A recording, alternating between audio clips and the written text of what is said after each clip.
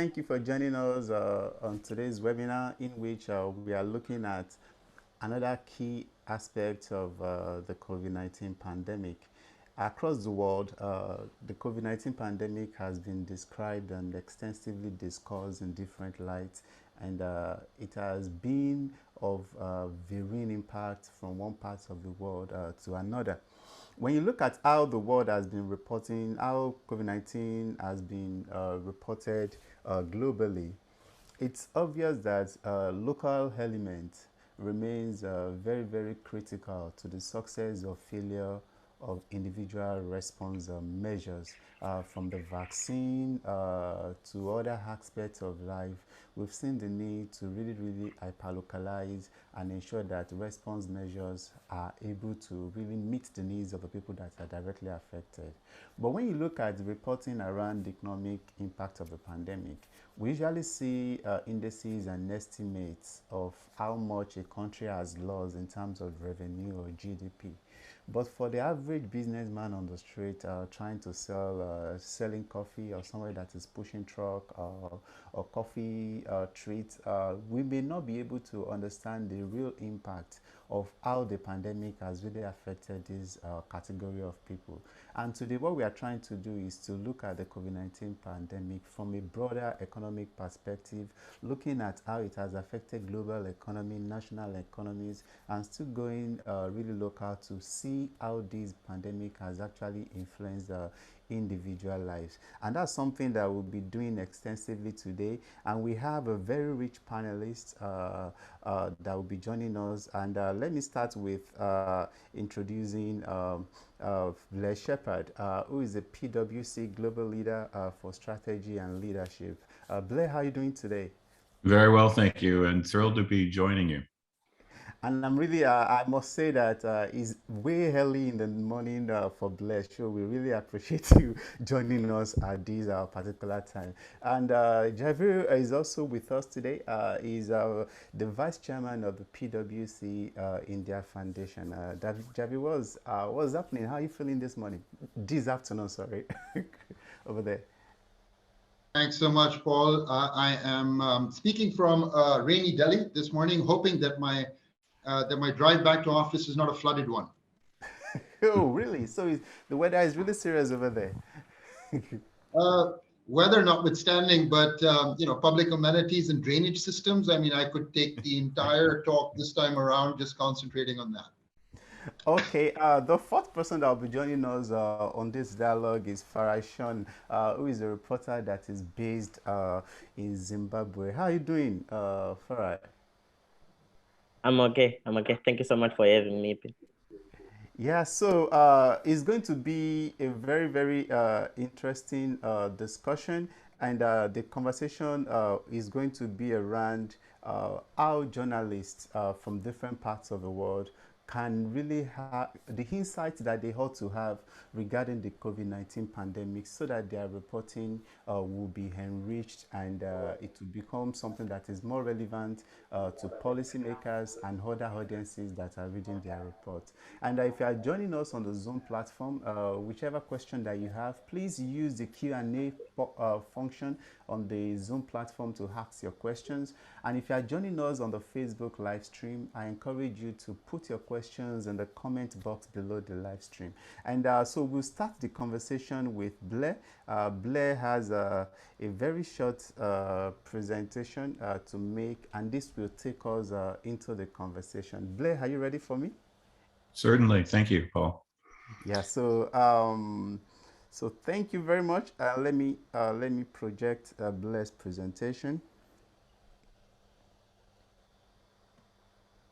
Great. As we begin, Paul, to me, the way to think about the impact of COVID is to think about what was occurring before, which of those things got accelerated, and then what did COVID do in and of itself. So if you could go to the next slide. Over the last 5 or 6 years, we've been gathering just sort of survey information from people about what are they worried about in the world, right? And what's interesting prior to COVID is that the world basically was worried about the same 5 things everywhere in the world, from government leaders to private sector leaders to people sort of just trying to earn a living. And we did this work across 60 countries, a couple in Africa, obviously in India. Jaivir helped us do the interviews in India. And we summarize that in a simple word just to remember it, which is adapt. And to give you a quick summary, because I want to get to the really important issues underlying these, and then what the impact of COVID was. The first one is asymmetry. The simpler version is disparity between people, between regions, between generations. And that's growing in the world over the last 30 years. Disruption, the impact of both the industrial technology system and the unintended consequence of climate on our world and how it's disrupted, plus the impact of information technology on our world. You could think about the industrial technology system as the thing that creates what we eat, how we move things, where we live and feel sheltered, how we manufacture and build things, and then the energy system that supports it. That's created fantastic wealth in the world and is beginning to create fantastic wealth in the region you live in. But actually it has this terrible side effect that we need to figure out how to mitigate, which is climate. The information technology system sort of supports what it means to be human, how we gather information, decide, make judgments, communicate with each other. And it also has significant unintended consequences that are really pretty severe. I'll leave age for a minute. Polarization is probably a consequence of the first two, which is increasingly between countries or within countries. It's just harder to get agreement on things. Sometimes that results in issues like war or internal challenges like you see in much of the continent or in Central Asia now. But it sits everywhere in every country in the world. And then finally, all of that leads to kind of a sense of distrust in the institutions that make our societies work. Age is an interesting accelerant. So if I were talking to a German audience or Japanese audience, I'd be talking about the consequences of people aging and the pressure that puts on the social system. Speaking to the audience here, the challenge is, what do you do with countries that are extremely young with a huge number of kids needing an education, a job in the next decade? So that's the backdrop about what was going on in the world that we sort of discerned 5-6 years ago and then decided to study really deeply. If you go to the next slide, the thing I want to highlight is this, is that the forces that were operating, that we summarize and adapt, had arrived at a circumstance where they were creating significant crisis-related issues in the world. So, and what I mean about them being a crisis is they're systemic. They're part of everything we do. So if you think about the industrial technology system, it creates a climate issue. It's everything we do, right? And therefore very, very hard to change. Typically it takes centuries to change something like it, right? It was bad last year. It's worse this year. It's going to be worse next year. And within 10 years, if we don't do something about it, there are elements of it that are irreversible. And so it goes really dark, right? So just the example of climate, forest fires are accelerating, coral destruction is accelerating, plant destruction is accelerating. Just at the same time that the country I grew up in, Canada, is getting 5 degrees warmer in its northern climate, which is where peat moss lives, and methane is held. Methane's 110 times more efficient heat capturing source than CO2. So we're destroying the world's lungs at the same time that we are adding greater heat capture. Consequence of that is you create a biological feedback cycle that accelerates and becomes very hard to reverse within a decade, right? The other two crises that are like that, and similarly, the IT crisis that is driving things like increasing disparity in the world, a distrust in government, sort of depression and anxiety in teenagers, that's getting worse every year. And because of AI being sort of the way in which it'll be done a decade from now, if we don't address it, it will be very hard to reverse, right? Crisis prosperity is essentially what happens when disparity gets big enough that a large percentage of the population just doesn't believe the future is worth it.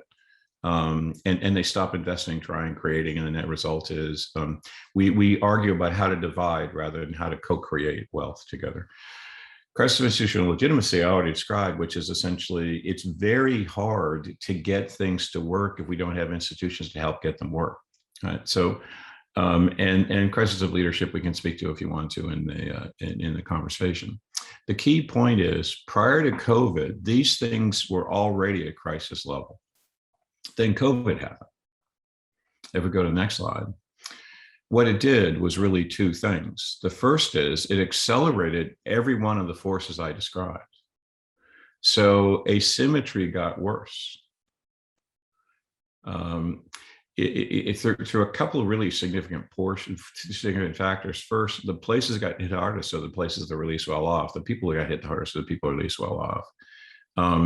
We destroyed small business in shutting things down around the world. And it's very hard for small business to recover because we don't know when people can interact and how they interact. And we created sovereign debt and massive balance sheet debt, right? So that just accelerated asymmetry. It accelerated the consequence of technology because we went to technology. I'm talking to you through that vehicle now.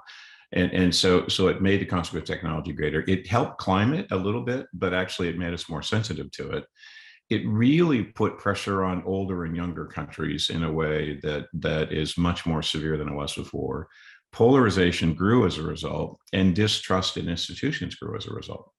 So the result of COVID in terms of its, what I think, long-term effects is it accelerated really serious issues the world already had and wasn't responding to effectively. And I don't see us doing what we need to now.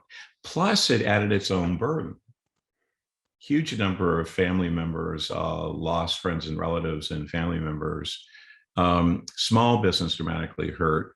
Governments took on significant debt and therefore don't have the capacity to take care of whatever we need next and can't make the investments we need in large way to bring ourselves out of it. Small business is really, really, really harmed in it. And in some ways, it's going to be very hard for it to recover because the uncertainty of COVID just makes it hard for that business in particular to take off. We've had some really interesting innovations as a result around the world, but they haven't supplanted the number of people who've been displaced. And in a way, many people who work in the world actually are now at a point where they say, I just don't know if it's worth it, because it isn't all that good in the first place, right? And then when you go to countries that are really old, what you're seeing in those countries is they don't get the workforce back to help them succeed, and their institutions actually can't run because there's enough people to run them. And you got countries that are really young. We just accelerated all of the challenges in young countries where there's greater youth unemployment, there's less economic opportunity, there's increased uncertainty, and all of the forces I described in adapt and the crisis get worse. And the challenge is the poorest countries in the world are the ones that are going to be most harmed by every one of those crises. And so I'll pause there. That's kind of a global perspective, right? And I think, Jaivir, what is useful is to say, what does that look like in tangible form on the ground in places you're supporting? No, thanks for that, Blair. And I'm actually going to pick up a little bit and granularize the ADAPT framework and some of the points that Blair just put out, right? So here are some numbers just to throw at you so that lays the base context for perhaps the conversation that we're looking to have. I mean, we're talking about 155 million people who are going to be in acute hunger situations in 2021. You're talking about 1.6 billion children who've been out of school in 199 countries. We're talking about 370 million of those 1.6 billion who have lost out on a midday meal, which was the encouragement for them to come into the school setting, and therefore nutrition is going to be hugely impacted at a very, very important age. If you think about it from displaced populations and a migrant population perspective globally, out of the top 10 crises in the world, we've only raised about a third of the monies that we need for COVID response. And so from the perspective of vaccine access, for example, to cause for stability in those regions, for livelihood to come back online, we're way behind. And therefore, lots more needs to be done in some of the places that have. As I take that a little bit into India, and if you look at sort of the numbers, the biggest challenges in some ways are obviously between Africa, South America, and South Asia. And I think within that, from an Indian perspective, I think the migrant worker community in the informal sector. Think about it. I mean, we had over, and this is an estimated number, right? So the actual numbers, the actual data will still emerge. We're talking about over 10 million people who moved within 1 month of the first lockdown being enforced in India, right? On a total movement of about 40 million people. You translate that 10 million into household settings on average family sizes of 5 and 6, which is typically what would be the case in rural India. And you're talking about a double whammy of sorts, right? So that's the same season, that April till about August, when most of Northwest and Central India goes through its drought season. So what happened? You had this huge movement from urban to rural. You had very marginalized land holdings amongst farmers. You had a double whammy because the extra income that was coming into the household setting didn't come anymore. And therefore, what would typically get used for health, nutrition, and education all of a sudden disappeared. And even the amount of nutrition that you were able to extract from your very limited landholding was a problem because of the seasonal elements of drought, right? So if you look at that combination, and I still say, I mean, a lot of the data that we're seeing, right? There's depending on the lenses that are being used, the data is different, right? So if you look at Indian government data and compare it to ILO data, you'll probably see some difference there, right? And that's for reasons that all of you are far better informed of than the rest of us. So I think if you think about the most vulnerable populations and the piece that Blair spoke of in terms of asymmetry, I think the vulnerable have had the most sort of impact in that sense as you think about COVID. Social security frameworks have taken a huge hit, right? And in that huge hit, access. So let me pick up a particular type of community in India. If you think about tribal populations in India, right? Very low social service access, pretty much no rights, no land rights for the most part, apart from dwelling rights as their forest dwelling communities. These communities are the unseen, as I call them, right? And there are many of these communities, and this is not just true for India. We have them in Africa, we have them in South America, we have them in broader Southeast Asia as well. So for me, the real focus for us needs to be in terms of being able to bridge that gap. And I think a lot of the work that we do from a foundation and a humanitarian perspective is really speaking targeted towards those communities that have been impacted most. I'll stop there for a moment. I wanted to set a little context in terms of what the more macro comments and the trends that Blair speaks of and how they translate into some of the stuff that we look at in a far more grassroots way in terms of the projects that we do in the CR space. Yeah, so thank you, Jaivir. And straight, I'd like to bring in Farai, who has been reporting from Zimbabwe. And one thing I would like to start with, Farai, from what you've been hearing from our two speakers, how do you think the impact of the COVID-19 pandemic at the grassroots, regarding people that you interact with when you on a daily basis, those that you interact with, how do you think their lives have been directly impacted by the pandemic, and how different is the impact in their lives different from what we are reading in daily reporting? Okay, thank you so much for this.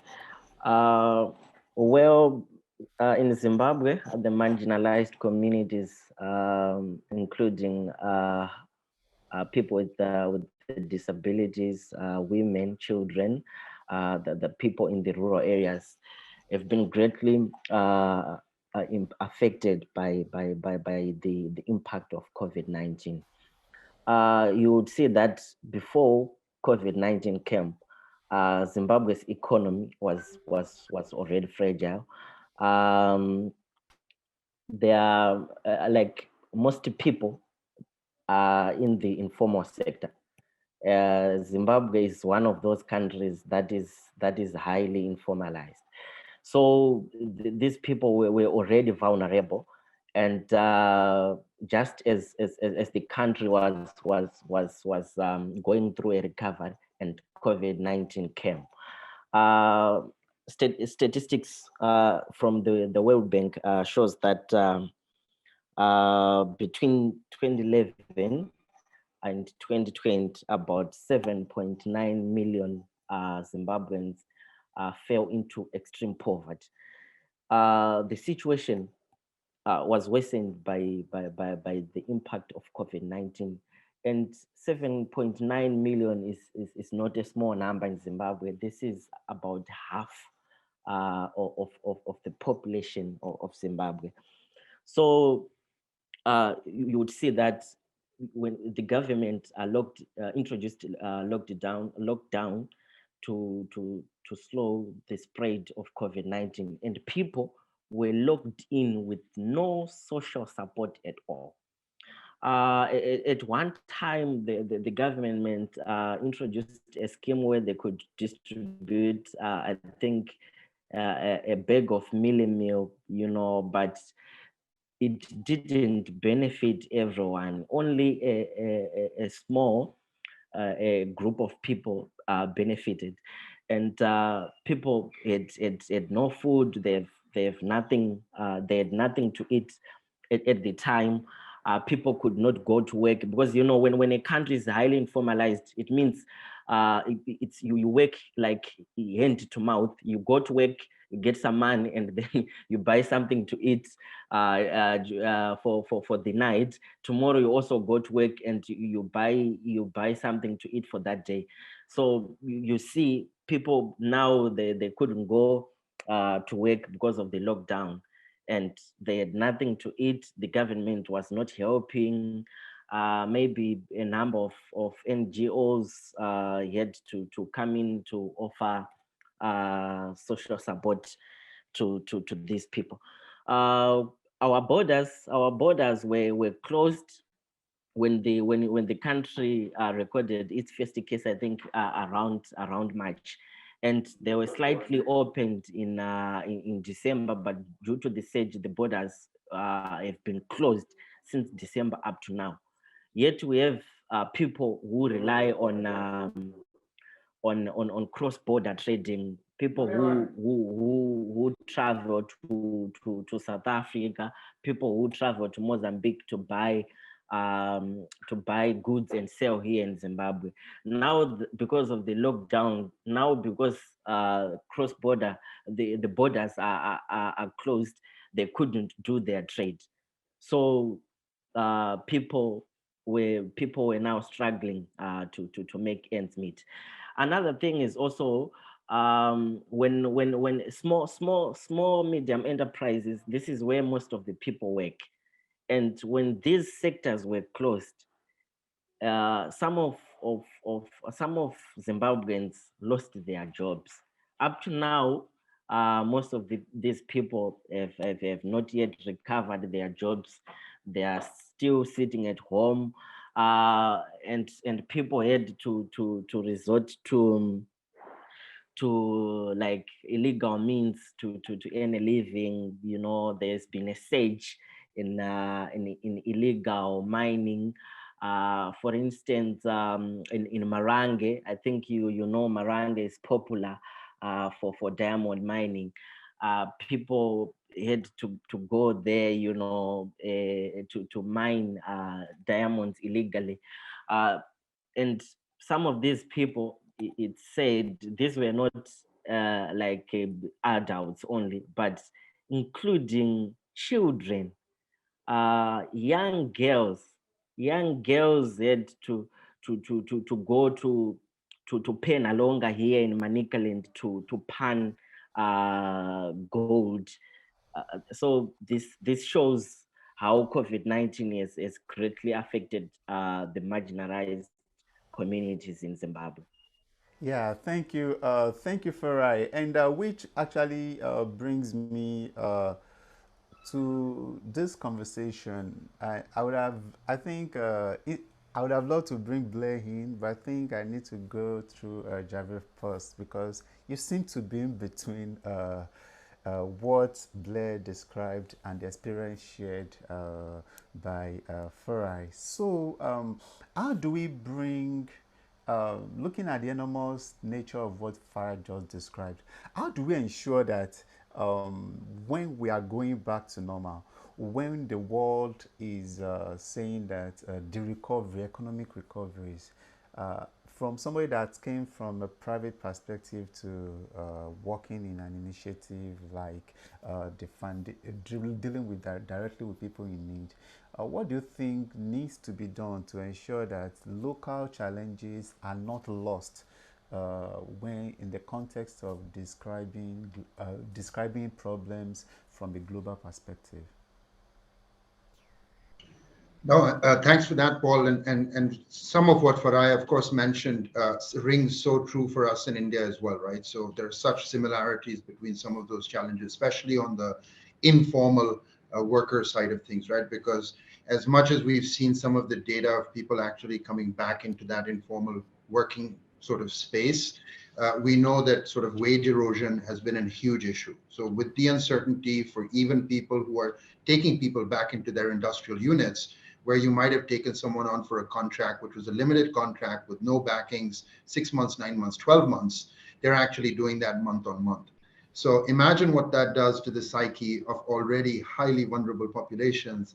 And to the point that Blair was making, it's going to create even more disparity in thought rather than the actual disparity that we see in terms of economics. But coming back to Paul, the point that you made, I think firstly, there's no silver bullet, right? So I think there's a combination of things that needs to be done. But if I was to hone down on just the one, and one that at least we've been trying to work on since I've been involved in the humanitarian space, is this idea of creating local capacity and capability. I can tell you for most issues that we talk about, and we talk about them sitting in offices or in conferences and such like, solutions come from the grassroots. It's about being able to curate them. It's about being able to package them. It's about being able to then, take them to market in a way that the private sector knows how to do very well. And I think that's the cohesion that we've been trying to look at in terms of having mental models of somebody like sort of a PwC type foundation working with highly grassroots institutions and helping them build their capacity and capability.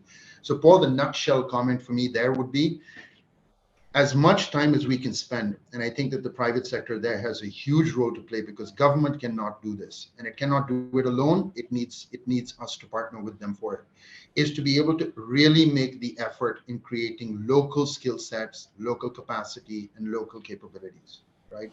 If we don't do that, we use the conventional model of, a parachute development, as I call it.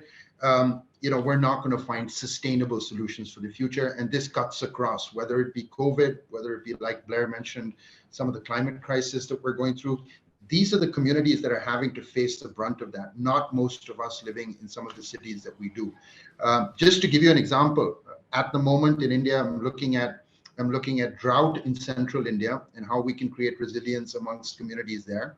Mm-hmm. At the same time, we've got the Brahmaputra, which is one of the largest rivers in India, in the northeast of India, which comes into India from China, originates from China, which is flooding.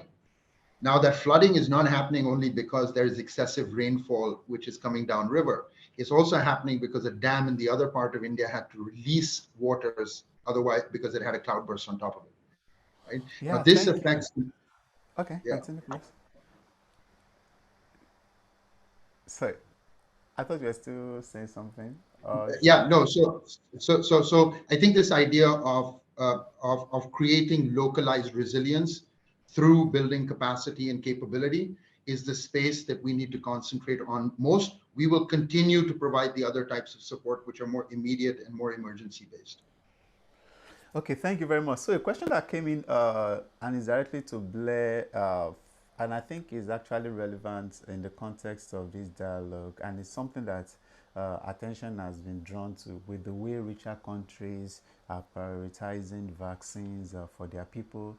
And even though in some countries, less than 1%, in some countries in Africa, less than 1% of the population have even gotten the first shot. But we see countries where the vaccine adoption rate has gone beyond even 70%, still talking about stockpiling more doses for a third dose. So talking about building back economically, the journalist would like to know how the world can recover economically from the pandemic in the light of vaccine nationalism, which suggests that individual countries may still be tending towards prioritizing their own national economic recovery. So how can the entire world recover together economically without leaving any country behind?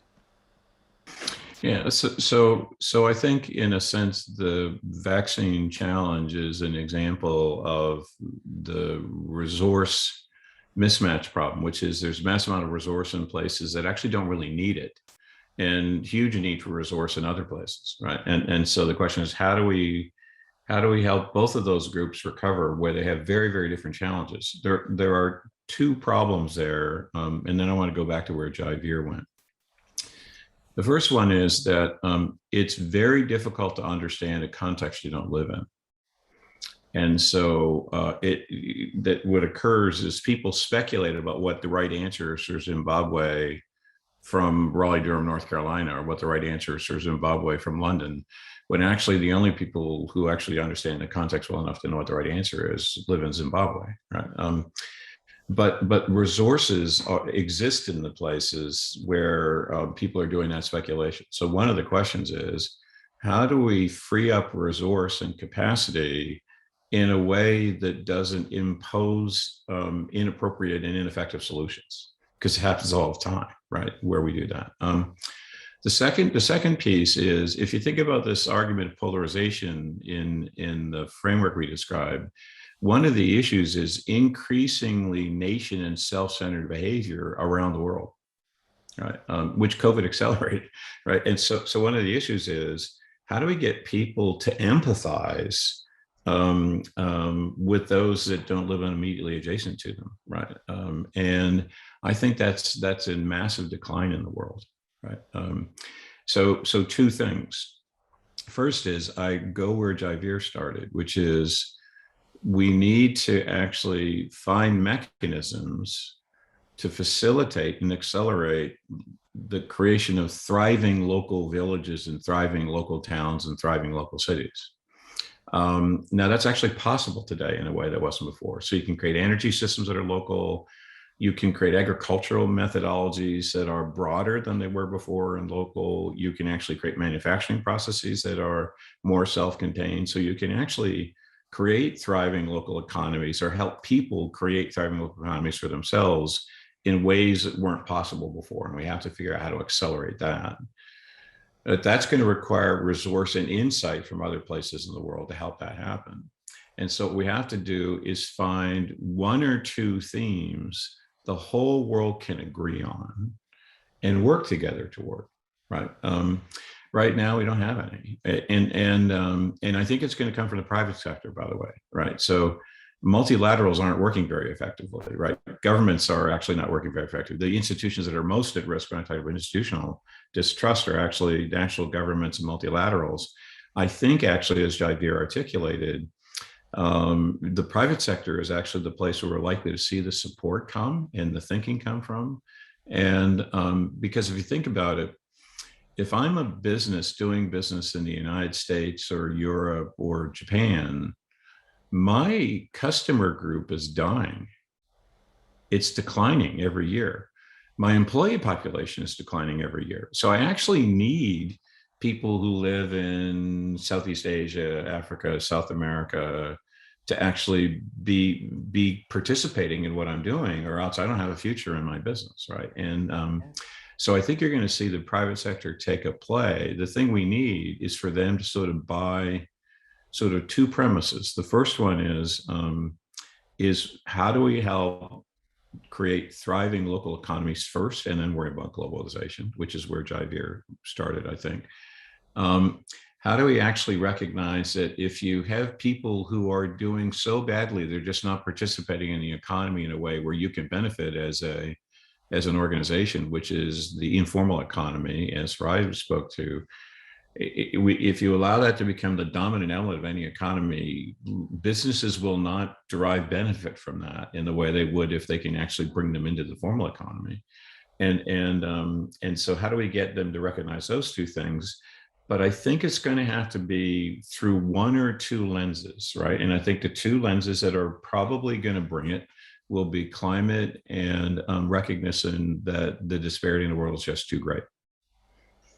If we get those two things to be recognized by more and more shareholders and more businesses in the world, then actually vaccines will flow, other things will flow. But you want them to flow in a way that doesn't have the typical handcuffs they've had for the last 30, 40 years. Right? They need to be enabling and ennobling people in the countries that we're trying to provide support in. Yeah, I would like to come to Farai in a minute to talk about local efforts towards building back better, regaining the economic impact of COVID in Zimbabwe, as in what it thinks is already being done, whether from the perspective of government or the private sector, like Blair mentioned. But for Jaivir, there is a question that comes, and I think is also connected to where Blair stopped, regarding the roles that the private sector would play in ensuring that the whole world, we are able to get more parts of the world to recover together. The journalist is asking from the perspective of the government of India's decision to suspend the exportation of vaccines outside the country to other countries, that the COVAX platform was actually built around, initially based on what could be produced from India to the rest of the world. But the government interfering with a private business arrangement could really make it difficult for the private-owned organization or establishment to get the trust and support or interest or patronization from other parts of the world. So how do you think this example of what happened in India would impact the economic recovery, since widespread vaccination has been identified as one of the things that needs to be done for the economy to recover? Let me pick that up in two pieces, Paul. It's a great question, and I can tell you it's one that lots of people in India think a lot about, right? Just to give you a sense, I mean, if you thought about most of the mainline medication that we need in India, when you talk about the basic drugs that are required for fevers and some of the initial recommendations that were being given for COVID as well. And it's an idea that Blair has spoken about for many years, is interconnectedness and therefore interdependency, right? So whilst we've gone to the globalized world and we know that there's more efficient models of localization to happen, we still live in the world that we've inherited. If you think about 60% of the raw material that's required in India for the production of 10 of the most important drugs, the supply chain is China, right? So imagine what happened to India in those early days when we were looking for these drugs, had very little localized capacity, even though our pharma industry is known pretty well across the world, very little ability to do so simply because supply from China didn't exist at the time. Right.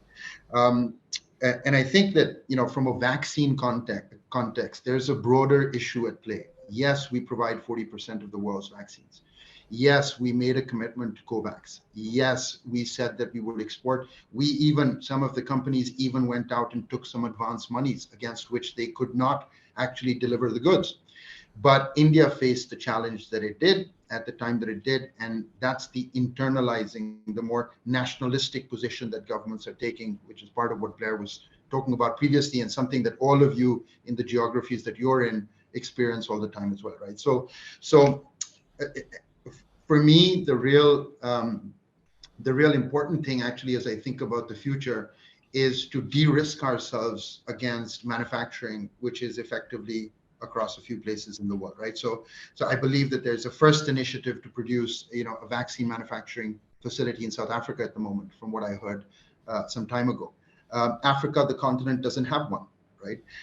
So I think that we need to de-risk ourselves on some of the more critical elements around public health, which require our attention for the future, because we will have pandemics in the future. And the same goes as I think about the climate crisis, right? It's got similar problems, but requires localized solutions.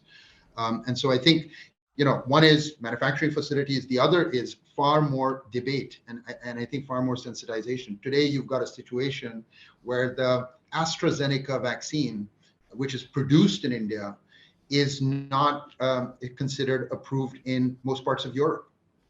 Now, that's mostly for no other reason apart from the fact that in the early days, we had to shut down our export to Europe because we were going through the first wave, and they didn't get what they had sort of paid for and contracted for.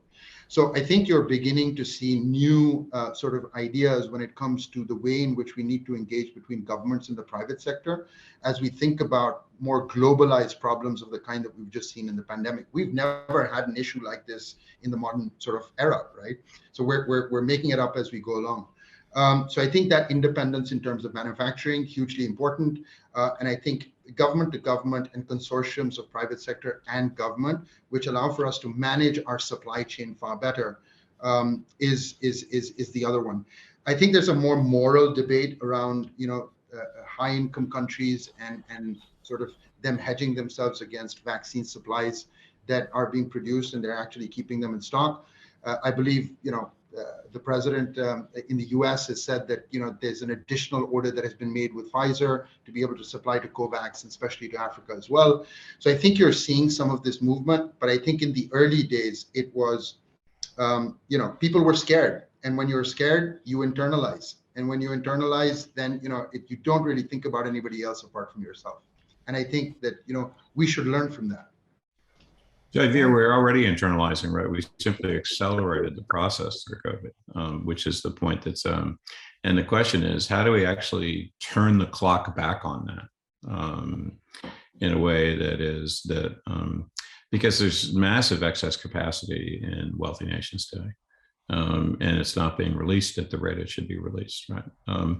I think that's just an example of many, many, many things that are limiting growth in Africa, right? Vaccines is the obvious example, but you can do hundreds of those same examples where nations and people in nations become self-centered, and it's a direct consequence of an increasingly fractured world.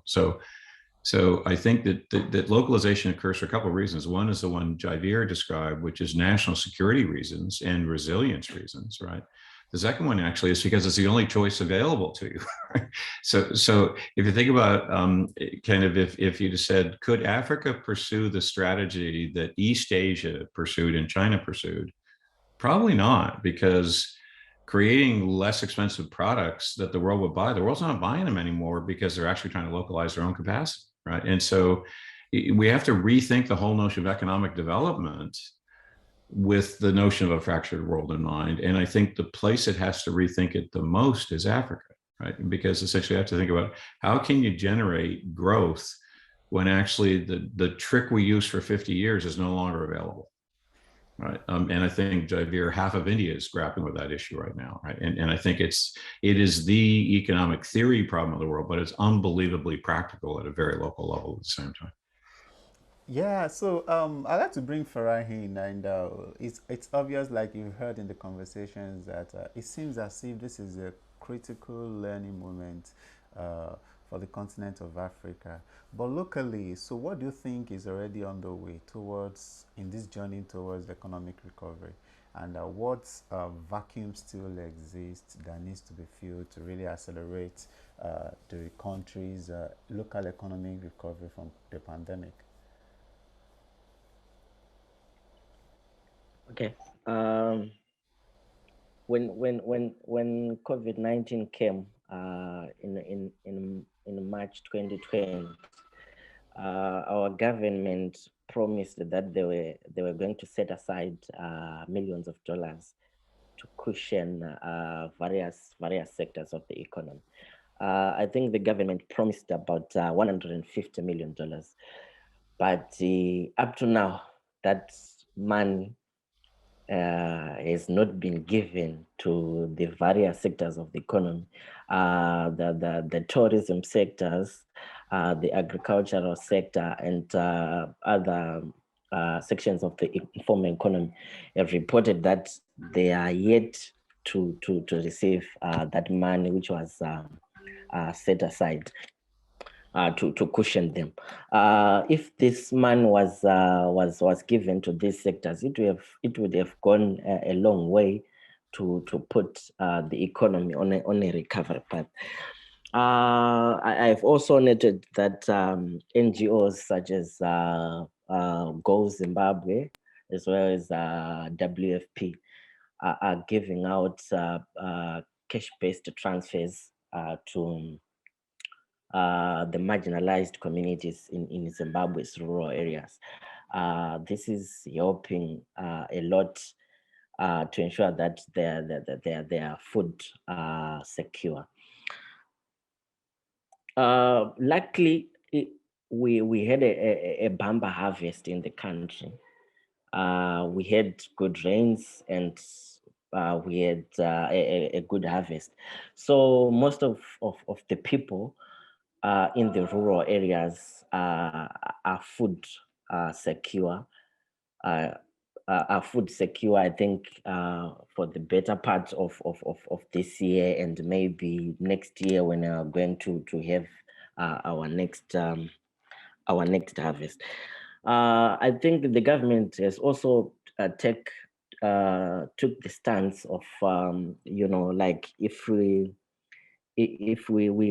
vaccinate 60% of our population, that is our herd community, then the economy can then reopen.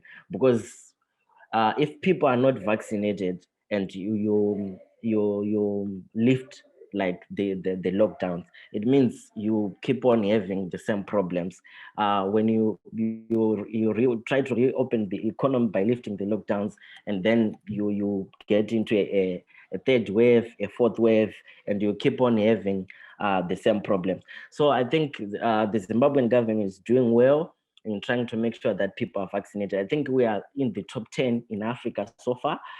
We have vaccinated about 13% of our population. So of course, it's still a long way to go, but the government is trying by every means to ensure that the economy recovers. I also think a lot needs to be done, especially by the government. The government should do more, as well as the private sector. There's a lot that needs to be done by the private sector. The private sector should come in to work hand in hand with the government to ensure that Zimbabwe's economy recovers from the shocks of the pandemic. Thank you, Paul. Yeah, so thank you. So there is this question from Chida that I think I would like everybody's take on. So it reads as, apart from telling stories on the direct economic impact of the COVID-19 pandemic on individuals, what are the other angles to this conversation that are relatable? So I'll start with Blair. So can you do that last portion of the question, please, again? Okay, the question, the last part of it is that what are the other angles to this conversation that are relatable?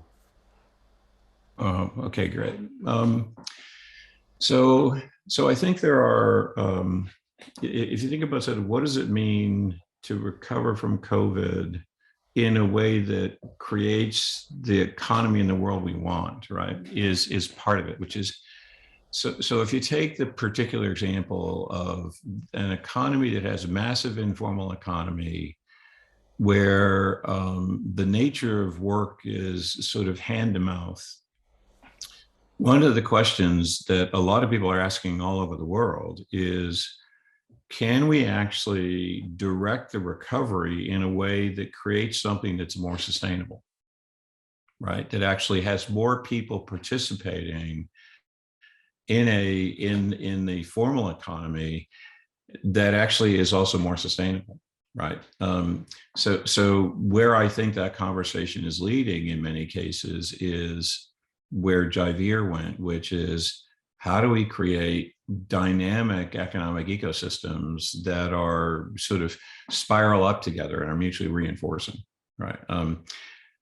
It turns out the challenge in that is actually a capabilities challenge, right? And so I think where that conversation leads is exactly where Jaivir went, which is how do we build the capacity in people in parts of any country to actually build the thing that's more sustainable and where wealth spirals up.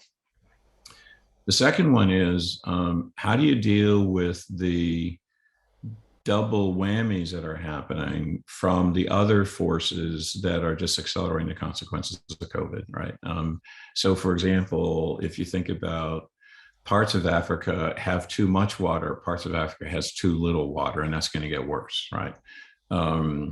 The fact that we shut down borders means that it's impossible to do trade. And so there's these other consequences that happen that just sort of accelerate it. How do we navigate the things that just put us back in again? So as we recover, something else comes along and it puts us back in. And so for I describe the next wave of COVID, there are other next waves, right?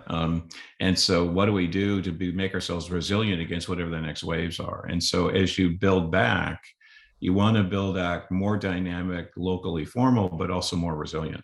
So, if I use a Southern American example, people are building the same houses in Louisiana that actually have flooded 4 times in the last 10 years and been completely destroyed.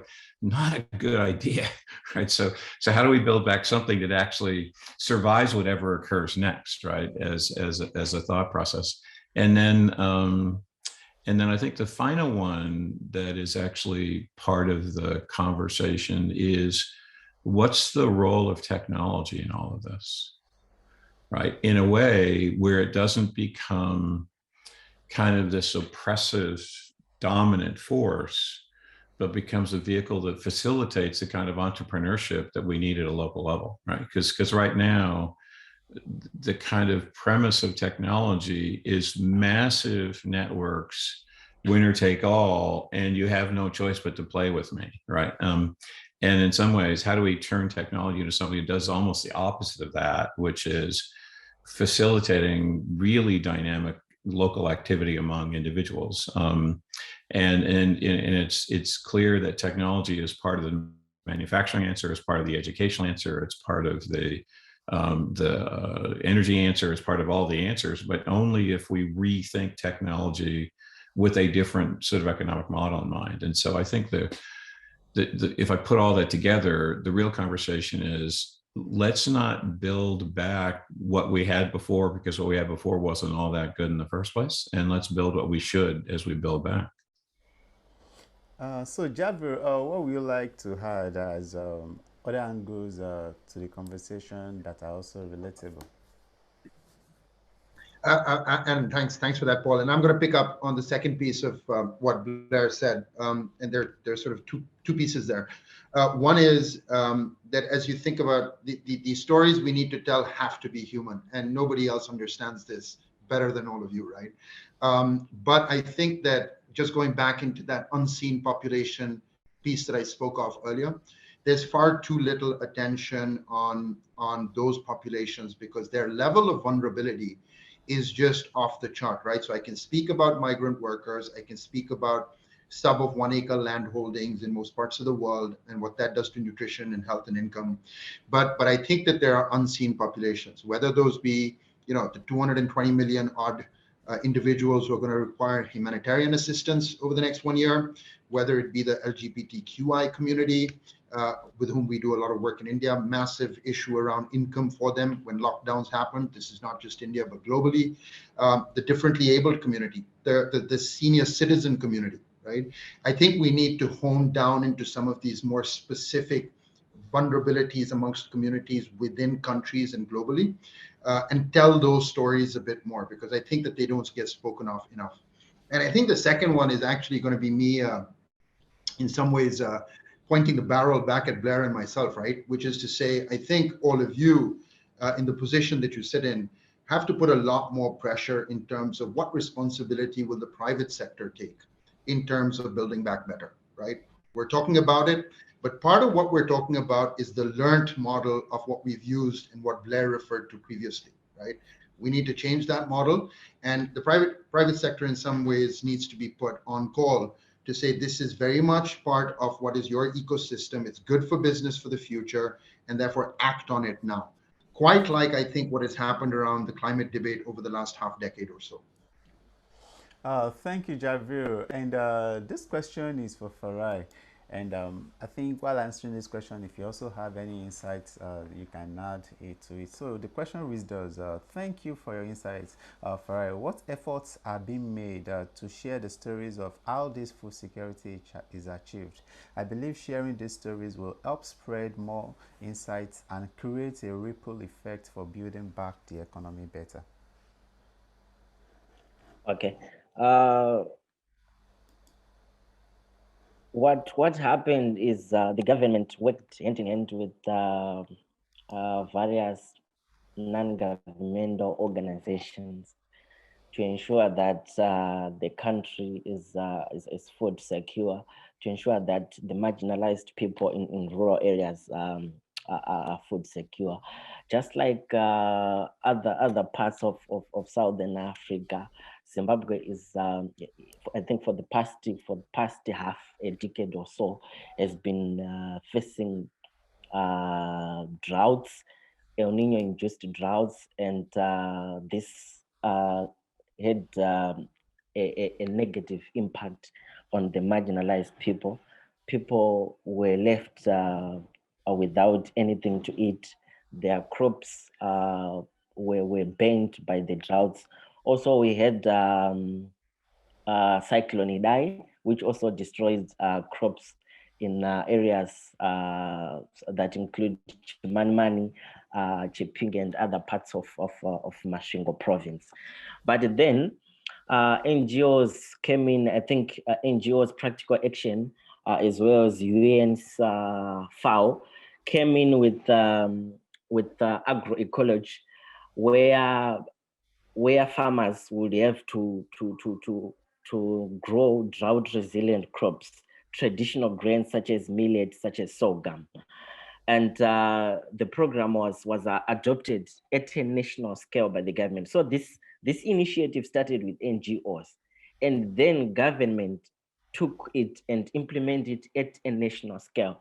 So the program is called Pfumvudza, and this is where you dig potholes and grow maize, and these potholes have an advantage that it's zero tillage. You don't have to till the land. You also don't have to use heavy machineries, and resources are concentrated at a small space, and the yields, you are guaranteed to have a bumper harvest, and it maximizes, and you don't need like 15, 20 hectares. You just need a small piece of land, and you do your Pfumvudza, and you are guaranteed for a bumper harvest.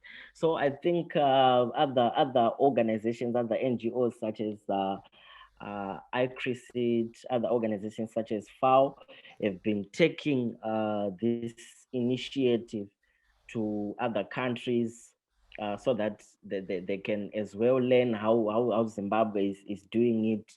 What works here can also work in their own countries. Yeah, so thank you, Farai. And so I will take like 20 seconds of per speaker.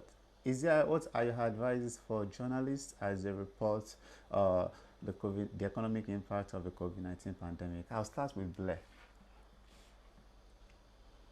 So I think three things, please. One of them is make the issues come to life in a way that we have no choice but to pay attention to them. which I think means make them personal, make them human. Second is start with different assumptions about what it is we need to build. And so if you take the example that Farai just gave, the notion that we had for a long time in supporting African agriculture is let's teach Africa how to manufacturize agriculture. Well, it turns out if you want to build resilient local economies that actually can deal with climate and people can actually start building sort of a cycle of wealth, you actually need to sort of think about what's the best thing to do that creates massive diversity and resilient crops at a local level, right? And so rethink the model kind of a sector at a time in a way that is more resilient, more local, and then has this kind of upward trajectory to it. And then I think the third request I'd have is make all of us who can help feel guilty, so we have no choice but to help. Right? Draw on the human nature of all of us to force us to be part of the solution. Particularly private sector, because I think the intelligence and the resources sit there. Yeah, Jaivir. Oh, thanks for that. Two quick pieces. I would actually go a little bit extended into what Blair was saying with the second point, which is there are some amazing stories which are like the one that Faraj just mentioned of local solutions. We just don't hear about them in the public discourse. And part of the reason we don't hear about them is because they don't make the media headlines. They make very regional headlines, right? So how do you bring some of those very localized stories and solutions and give them an exposure so that private sector, INGOs, FAOs of the world, WFPs of the world can pick up on those innovations and put them into already existing innovation accelerators and take them to scale, right? Because I think that's possible to do because the solutions exist. And the second piece is, in some ways, short-sightedness. And how do we address that? How do you keep an issue alive because we think it's really important and give it the space it deserves over the time that it deserves it? One of the big challenges that we have especially in the humanitarian response space, disaster happens, we speak about it for 2 months, it's forgotten about. And the classic example that I use there is, when was the last time anybody heard of Yemen? Right? Not recently, but number one on the humanitarian crisis agenda. So how do we keep issues that are important, where vulnerability is high, top and center of people's minds? I get the fact that we need to worry about TRPs, and that's what producers have to be worried about. But these are really important issues and one that deserve the limelight in a way that I think they don't get at the moment. Farai, do you have any suggestions for fellow journalists? Yeah. What I want to tell my fellow journalists is that instead of just raising red flags in communities, I think there is need to go beyond surface reporting and dig deep and focus on solutions, write solutions-driven stories. What is working in Zimbabwe? What is the government doing? What are the NGOs doing? What are the communities themselves doing?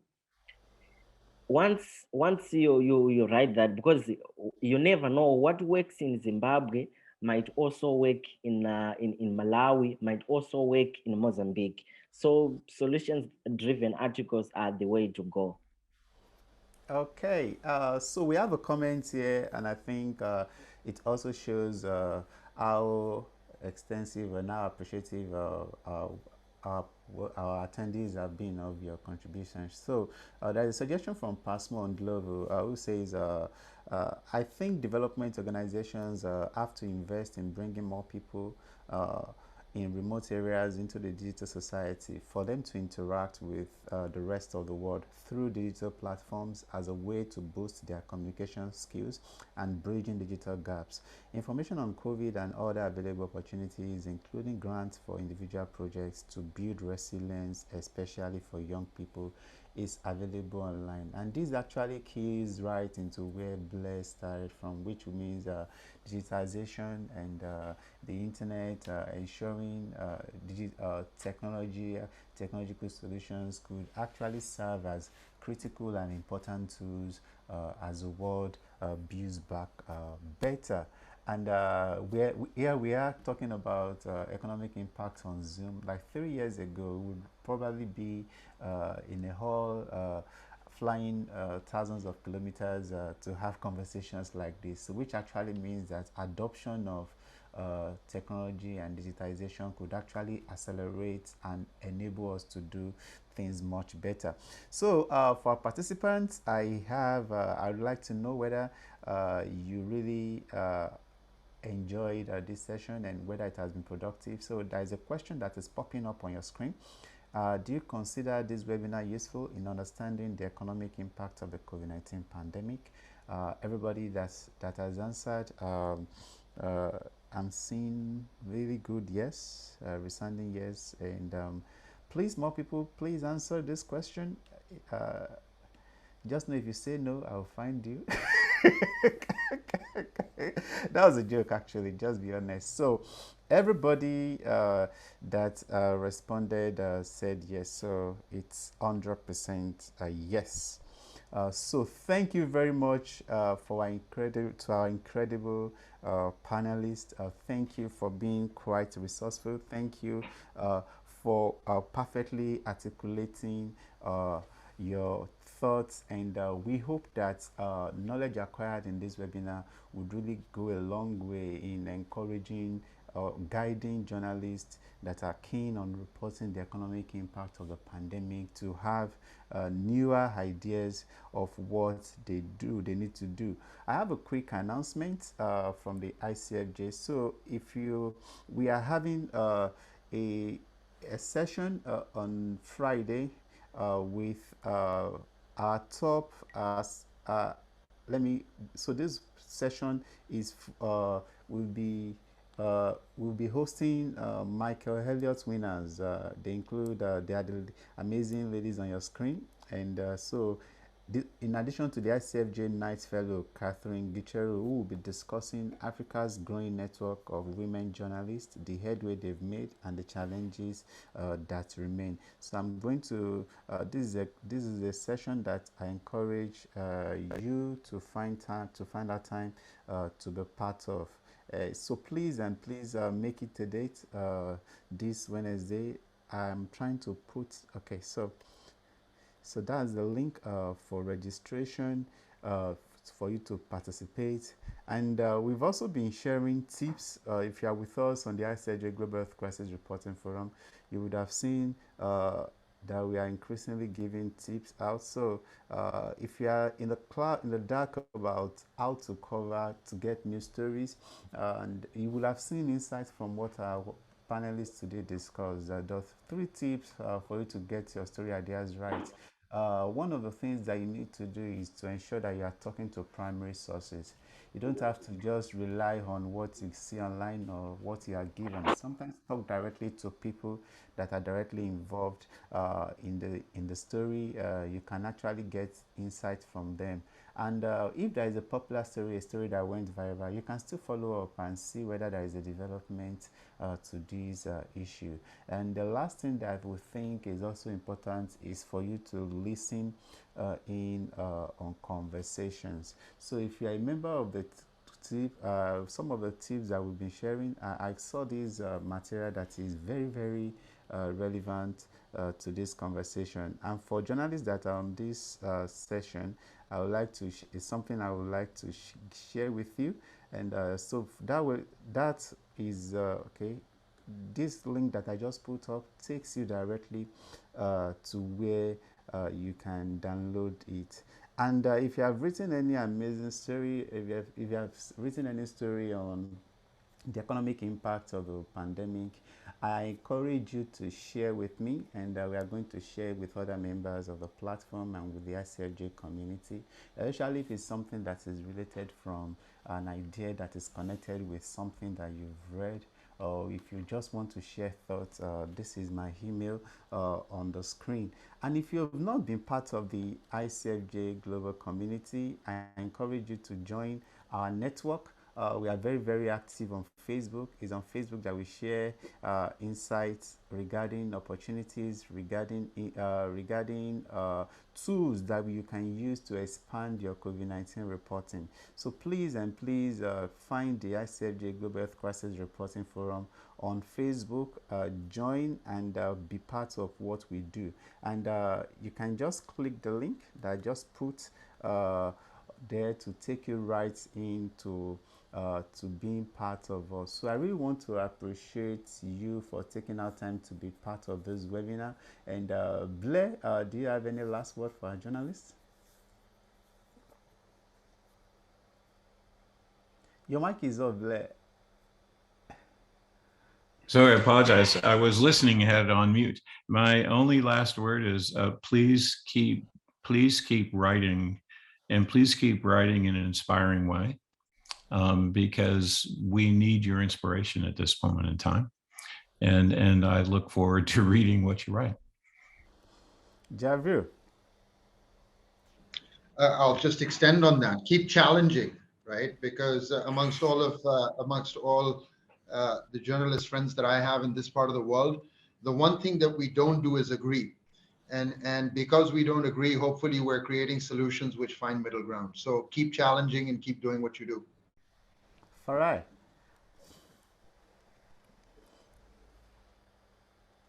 Your mic is okay, yeah. Okay. My last two words to my fellow colleagues is let's keep writing, and our stories plays a very important role. What we write is read around the world, and it helps shape people's perspectives on certain issues. Thank you. So thank you very much. And if you the International Center for Journalists, you can get more information about what we do at www.icfj.org. And if you're in search of more resources for journalism, you can get them at ijnet.org. So next week we will also be having a special session. Thanks for everybody to everyone that joined us. We changed our time of webinar today, and from the participation, we thank you very much. It seems like we also have people that really enjoyed webinars at this time. So just share your thoughts, and we'll be with you next week. We'll communicate the time and details with you later in the day. So thank you very much and have a lovely day. Bye, everyone. Thank you very much. Thanks, Paul. Thank you, Blair. Thanks, Farrar. And thank you, everyone else. Thanks, everyone.